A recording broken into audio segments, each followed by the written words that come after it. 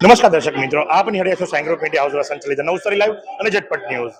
આજે એક કાર્યક્રમ હકીકતમાં કહી શકાય કે એક આંદોલન માટે કોંગ્રેસ પાર્ટીના નેતાઓ જે ખરા એ નવસારી ખાતે આવ્યા હતા। વિષય હતો આંગણવાડીના બહેનોનો જે અન્યાય થઈ રહ્યો છે એ સંદર્ભે એક આવેદનપત્ર આપવા માટે આવ્યા હતા। પણ ગઈકાલે સાંજે એક એવી ઘટના બનવા પામી જે વિશે અમુક વાતો કરવી રહી, કારણ કે હાલ જેમ જેમ નવસારી મહાનગરપાલિકાની ચૂંટણી અને તાલુકા પંચાયતની ચૂંટણી નજીક આવી રહી છે તેમ તેમ રાજીનામાઓનો દોર ચાલી રહ્યો છે અને એ રાજીનામાના દોરની અંદર પેલા ભાજપની અંદર એક હાઈ વોલ્ટેજ ડ્રામા થયો અને ત્યારબાદ ગઈકાલે સાંજે કોંગ્રેસની અંદર એક ડ્રામા થવા પામ્યો છે। ડ્રામા જ કહી શકાય, બીજું કંઈ નહીં, કારણ કે 47 વ્યક્તિઓએ એક સાથે રાજીનામા આપ્યા છે જે જિલ્લા પ્રમુખે તો મળ્યા જ નથી અને માટે જિલ્લા પ્રમુખની સાથે વાત કરીશું। શૈલેષભાઈ, તમને કોઈ રાજીનામા મળ્યા છે ખરા? ના, હજી સુધી મને કોઈ પણ રાજીનામા મળ્યા નથી।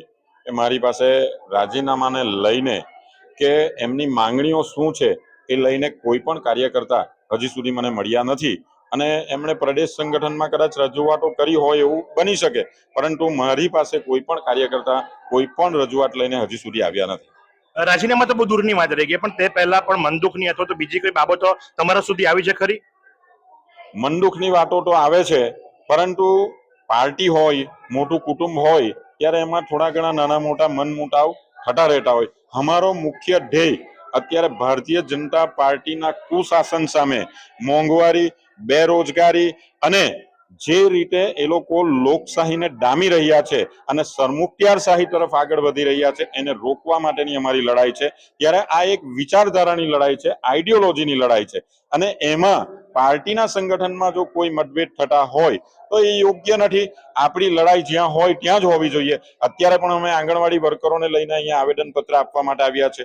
6 મહિનાથી આ બહેનો અમારી પાસે આવતી હતી, એમની માંગણીઓ માટે અમે ધારાસભ્ય શ્રી અનંતભાઈ જોડે ચર્ચા કરી અને ત્યારબાદ એમને ન્યાય અપાવવા માટે કલેક્ટર કચેરી સુધી આવ્યા છે। આવનારા સમયમાં પણ એમની સાથે લડશું। ત્યારે આવી લડાઈઓ કોંગ્રેસ પાર્ટી જ લડે છે, એ આઈડિયોલોજીથી, વિચારધારાથી કોંગ્રેસ પાર્ટી એક આંદોલન છે અને હંમેશા જેમને અન્યાય થતો હોય, જે શોષિત પીડિત વર્ગ હોય એમની સાથે કોંગ્રેસ પાર્ટી હર હંમેશ રહી છે।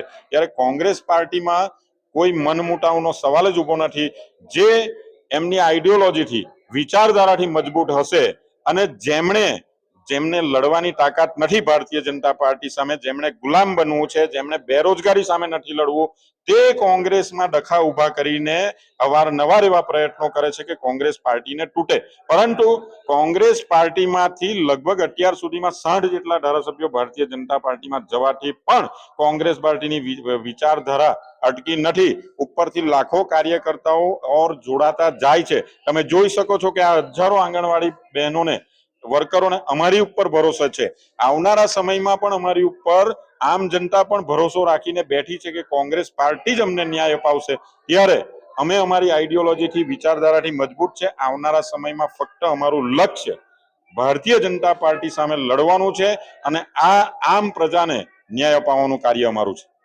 રાજનભાઈ, કોંગ્રેસ કમિટીની બંધારણની જે વિગતો હોય એ મુજબ જિલ્લા પ્રમુખને પહેલા આપવાનું કે સીધું પ્રદેશમાં જઈને રાજીનામું આપવાનું હોય?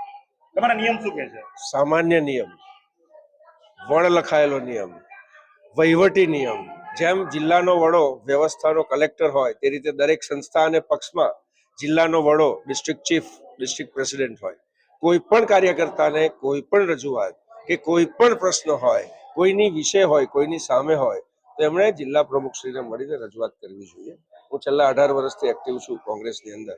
કોઈ પણ તમારી લાગણી કે વાત હોય તે તમારે જિલ્લા પ્રમુખશ્રીને, શહેર પ્રમુખશ્રીને રૂબરૂ આંખમાં આંખ મેળવીને શાંતિથી બેસીને પ્રશ્ન ચર્ચવાનો હોય છે।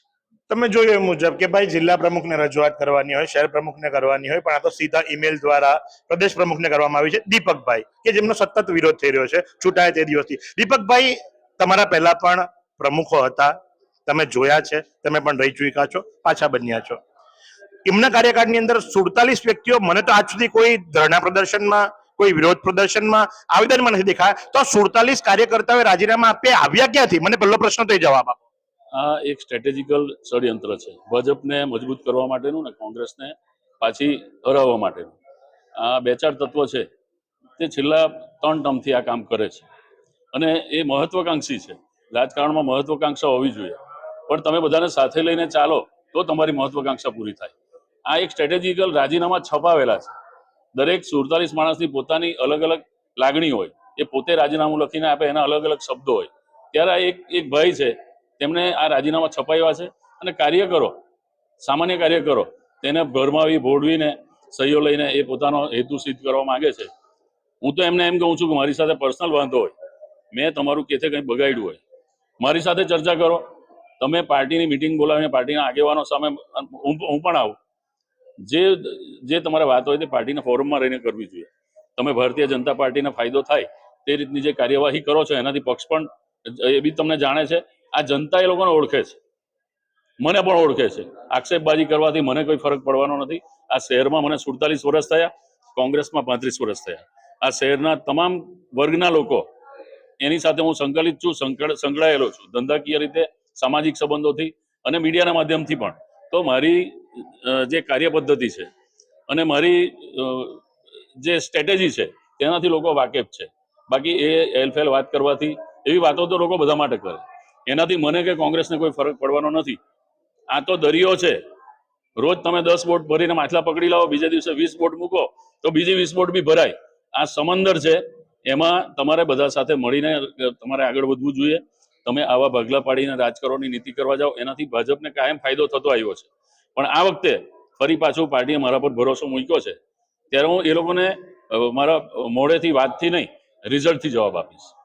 મોડેથી વાતથી નહીં, રિઝલ્ટથી જવાબ આપશે. અને આ છે દીપકભાઈ. અને આ પ્રમાણે ગઈકાલે સાંજે 47 કોંગ્રેસી કાર્યકર્તાઓ કે જે ન માત્ર સામાન્ય, ભલે દીપકભાઈએ સામાન્ય કીધું કે એમને ભોળવવામાં આવ્યા, પણ જે પોતે વિધાનસભાની ચૂંટણી લડી ચૂક્યા છે, જેઓ પોતે ભૂતપૂર્વ પ્રમુખ રહી ચૂક્યા છે, એવા વ્યક્તિઓ પણ છે એની અંદર કે જે જોડાયા છે અને જેમણે આ રાજીનામા આપ્યા છે. તો આજ પ્રમાણે આવા અવનવા સમાચારો માટે આપની હાથ રહો નવસારી લાઈવ અને ઝટપટ ન્યૂઝ.